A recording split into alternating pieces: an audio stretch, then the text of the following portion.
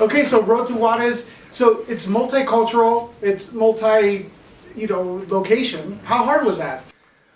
Multicultural was not hard because we're all artists and we're all doing collaborating. So that wasn't hard.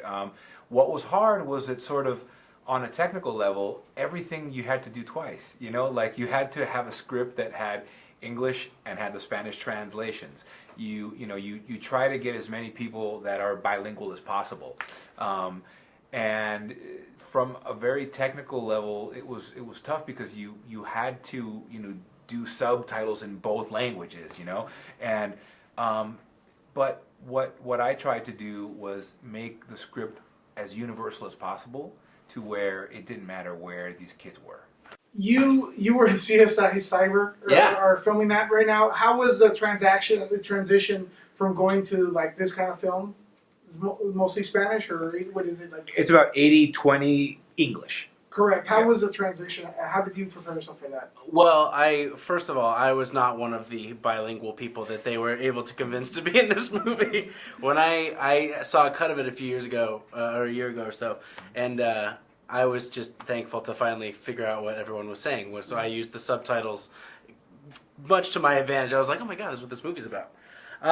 In terms of going from this to CSI, I mean, they're such different animals, and it's such a cool thing to be able to work in both. CSI is such an amazing franchise that's been around for, I think they're going on their 16th or 17th year. So it's such a big production and well-oiled machine, and they really know what they're doing. But that also provides a little bit of sterility, kind of, in some ways. It's such a great group and so much fun to go and be a part of, but I think there's always going to be something that makes you want to go back into heartfelt, independent filmmaking where you can really get down in the dirt and, really just get together with a bunch of people that have an idea and no money, which is the best way to make a movie, and really try to lean on each other and see what you can make out of it. So it's a passion project in every sense of the word. And the film is limited budget, but you made it look like an A+ production. Thank you. Especially with cinematography, film quality, and sound.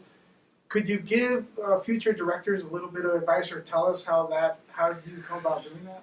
Okay. Well, first of all, thank you for the compliment. That was always the sort of mission, was to make something that looked high budget and high concept on a modest budget. So advice. I was watching something yesterday. It was about fishermen that it was like wild Alaska or something, and this one guy said it really, really great. This is a lifestyle. He says, if you don't love it, don't do it, because there's too much stuff that you're not going to get paid for. And it just hit. I was like, that's perfect. That's exactly my life, because I had 15,000 different things that So if you don't absolutely love this, do something else, because it's gonna encompass your Monday through Friday, all of it. And if you're lucky enough to be able to have a little bit of personal time on the weekend, that's a major blessing, because it really is an all-encompassing beast. So that's probably the biggest thing. And then the other thing that I would say is just trust your gut, because you're always going to be hearing a lot of different people saying a lot of different things about a lot of different